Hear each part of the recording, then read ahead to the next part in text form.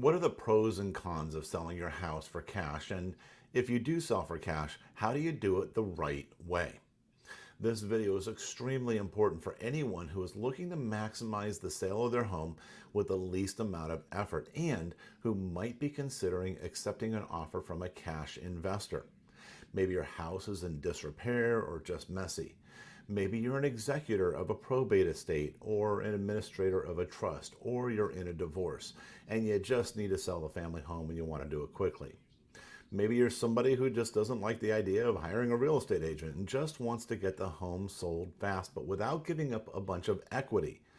If that's you, watch all the way to the end, because even if you only take the knowledge given in this video, you'll be able to keep way more equity than if you don't. Here we go. There's a difference between a genuine cash buyer and an investor with cash. And while it seems simple enough, you need to be clear about the difference and what you need to look out for with each. The genuine cash buyer, or someone who is in the retail market to purchase their next home or a vacation home or maybe just a place for mom, and just so happens to have all cash, is not much different than the buyer who is going to get a loan to purchase your home. The only real difference is the genuine cash buyer will be able to avoid the lending process, which can sometimes eliminate the need for an appraisal and allow for a quicker closing if that's what everyone wants. Avoiding the appraisal can be helpful in a steeply declining market, but I can assure you that most anyone who's ready to throw down a bag of cash from their savings is likely going to do their due diligence, and they're going to know the value of the property anyway, or still have the appraisal even though they're paying cash. These particular types of cash buyers are very far and few between, and you're lucky if you come across one, but it's not what we're discussing here today. The topic of our discussion today is dealing with investor buyers. You know, the ones that are offering to buy your house for cash, close quickly if you want, and take care of cleaning out the house so that you don't have to. Now, it doesn't matter if they're a huge investor platform like Open Door or OfferPad, or if they're just a single individual trying to build their real estate portfolio. The goal is the same: buy low, sell high.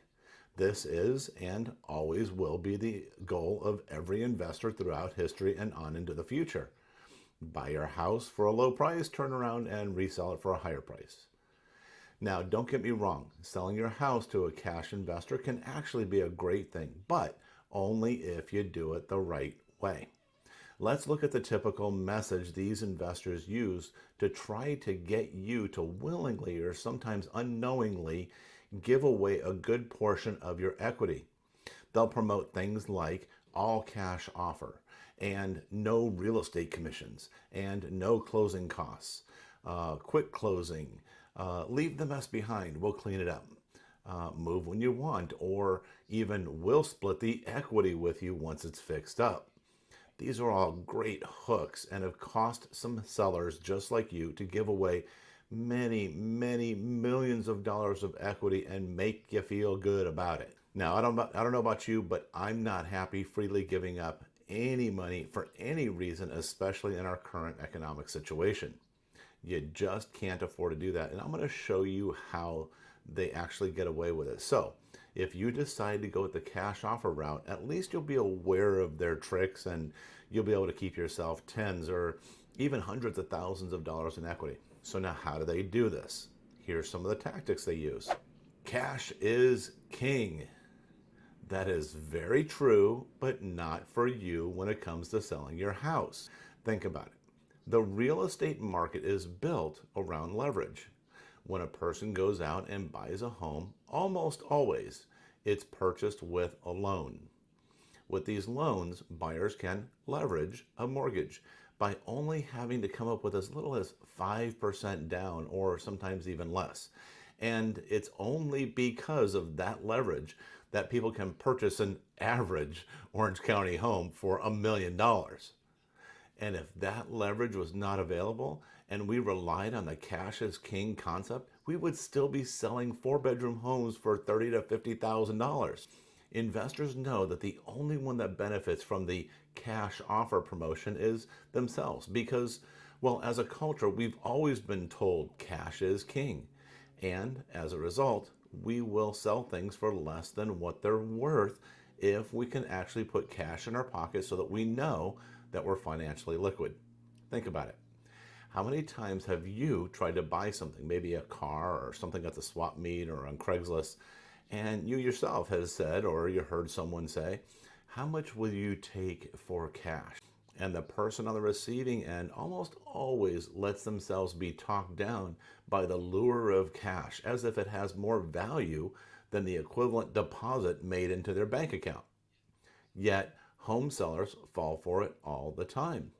But the funny thing is that the investor will never show up on your front door like a mob boss with a mystical briefcase full of cash and hand it to you. No, it's all handled via an escrow company by wires and money transfers, and you'll never actually see any green.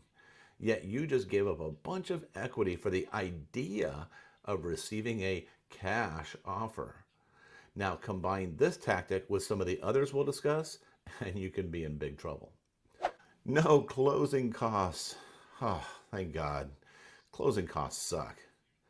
You hear this and you think to yourself, you mean I don't have to pay closing costs in order to sell my house to you? That's awesome. That's extra money I get to put in my pocket. Wrong. Just by having that simple little thought costs you tens of thousands of dollars or more. Investors would have you believe that they are simply eliminating the costs of the transaction because, well, they're going to show up with a proverbial bag of cash to buy your home, thereby eliminating the typical selling process and the associated closing costs. However, every single transaction in Southern California goes through the exact same process and as a result has the same closing costs associated with the transaction. There's no avoiding it. So, are they doing you a favor by paying the closing costs? Well, they'd like you to think so, but no. They're just building it into the lowball offer that they're about to drop on you. Did you know in Orange County, closing costs hover usually around the 1 and 1.5% mark? I mean, the most I've ever seen is about 2%, but rarely. So the investor would convince you to sell your house to them for 20, 30, 40% or more below what it's actually worth in order for you to save 1 to 1.5% in closing costs? This doesn't add up, does it? Haha, yes, the classic, we love ugly houses, we'll take care of the mess. Yes, cleaning out a house, especially after you've lived there for decades, can be overwhelming. So I understand, but let me tell you a story about this gentleman who was managing the sale of a home for a friend who had recently passed away as part of a trust sale. So it wasn't even his stuff that he had to deal with. We called this one the $118,000 trip to the dump. There was a lot of clutter and the home was outdated. The person handling the sale was a professor at a university and he was very busy. He couldn't spend his weekends going through and cleaning out a bunch of junk. So he called on an ad that he heard about an investor who would buy for cash, and you can even leave the mess. This sounded really good to him. The investor came out and he met the professor. The investor was super friendly because, well, nobody's ever going to work with a mean jerk. Anyway, the investor convinced the professor, a very smart guy, that an offer of $759,000 was very acceptable and appropriate. And after all, he wasn't going to have to clean out the mess, which was really important to the professor. The professor was really pleasantly surprised, and he felt like this was the best offer he was going to get. The professor was one day away from signing that offer when someone that knew us insisted that he call us before signing any paperwork. So reluctantly, he did. The end of the story was that we brought him another cash offer for $877,000, which was an increase of $118,000 more than what he had already believed was the most he would ever get. Think about it. He was ready to give up $118,000 to avoid a trip to the dump. If I asked you to load up a truck and take it to the dump for $118,000, would you do it? Of course you would.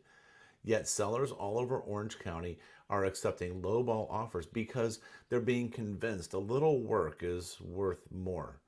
Oh, and by the way, he still never had to make a trip to the dump. We took care of it for him.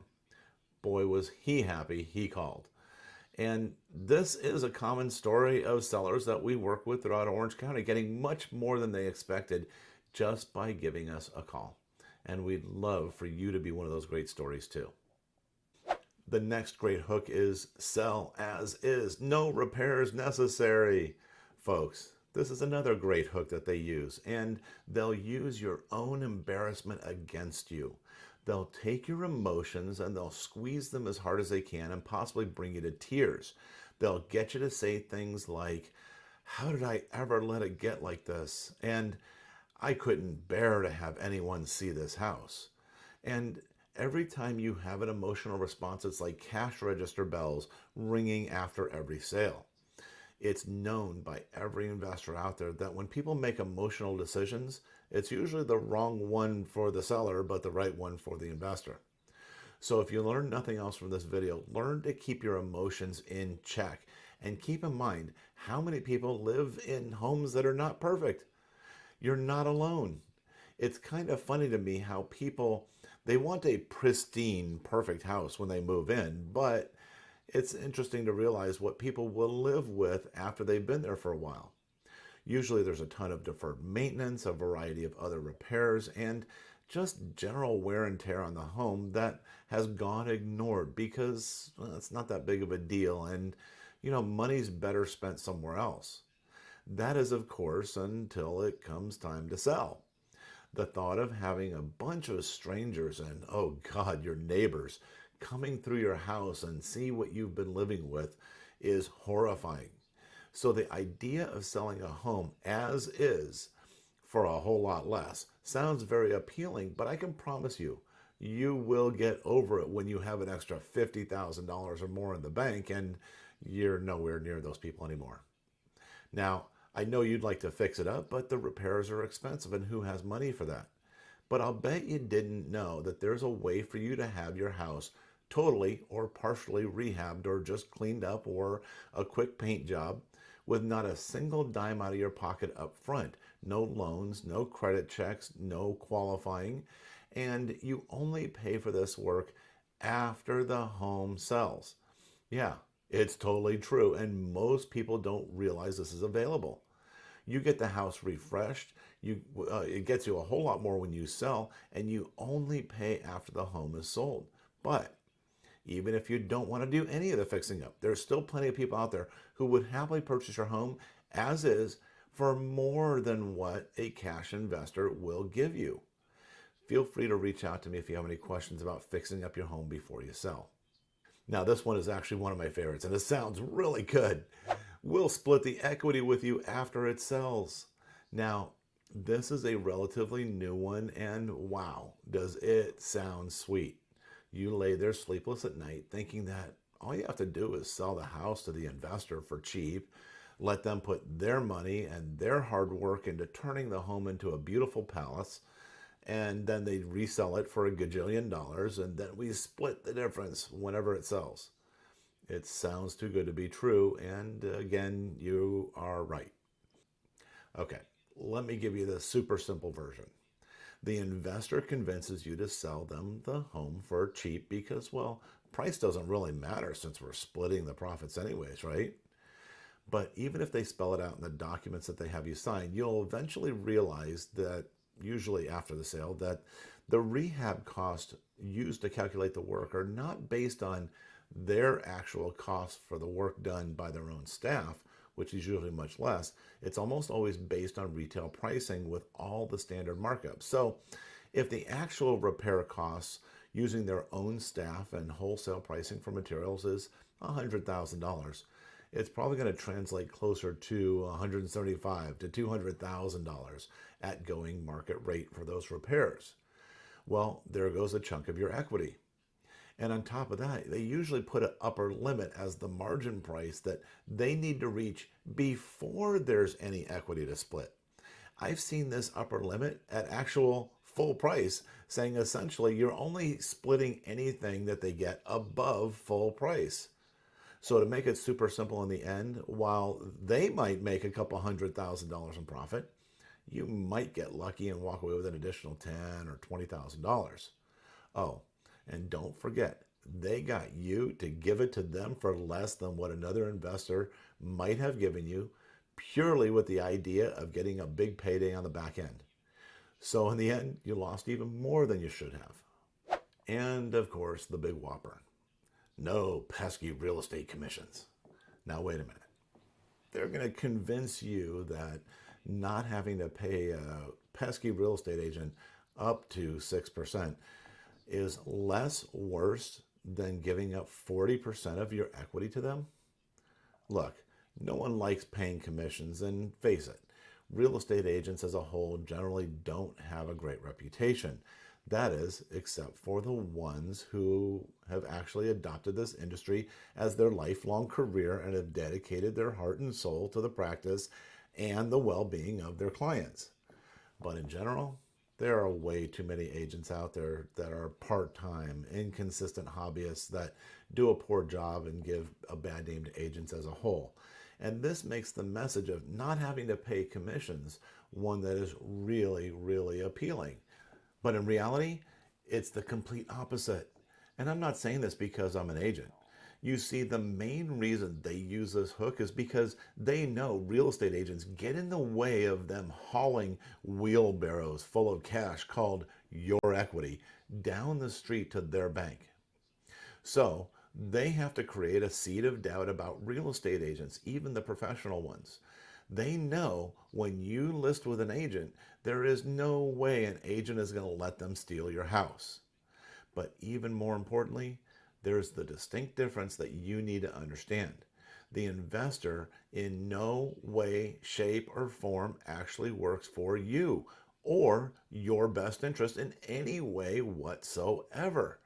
They are working solely for their best interest, and they will do everything to make you feel like they're looking out for you because, well, it's in their best interest when you get comfortable and hand over your equity. I've heard numerous stories, like the one investor who bragged about how he convinced one lady to take tens of thousands less just by being kind and helping her do the dishes. Yet people fall for it every day. So assuming you find a super experienced professional and proven real estate agent to represent you, remember they are very specifically working for you. And I don't mean just because they're trying to get a higher price because they'll get a higher commission. Of course, that's the byproduct. But by law, they are bound to look out for your best interest always. And that proven agent can stand up to the investor and demand more. So how do you make sure that you're getting the most amount of money for your house no matter what? And the answer is simple. You gotta get people fighting over your property, whether it's investors or retail buyers. And we do it very effectively by using a technique that I equate to just like launching a new iPhone into the marketplace. And that's how we promote your house.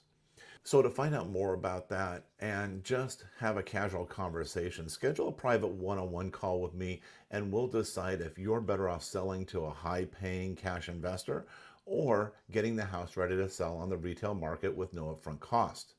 Since 1997, I've been helping people just like you get their homes sold for absolute top dollar and standing in the way of the other people who would take advantage of your situation and would steal tens of thousands and in some cases hundreds of thousands of dollars from you just because this isn't what you do every day, but I do. I've been an advocate for homeowners because I believe that real estate is one of the most valuable assets that the average person can own to build wealth. And you shouldn't be giving away that wealth because of convenience. Let me do the work and I'll show you how we can win together. Best part is there's no obligation for you to get to know me. There's no cost to have a conversation, and I will never put any pressure on you to do anything you don't want. Click the link below to schedule a call right now. It can't hurt, but it can definitely put a whole lot more money in your pocket. I look forward to talking to you very soon.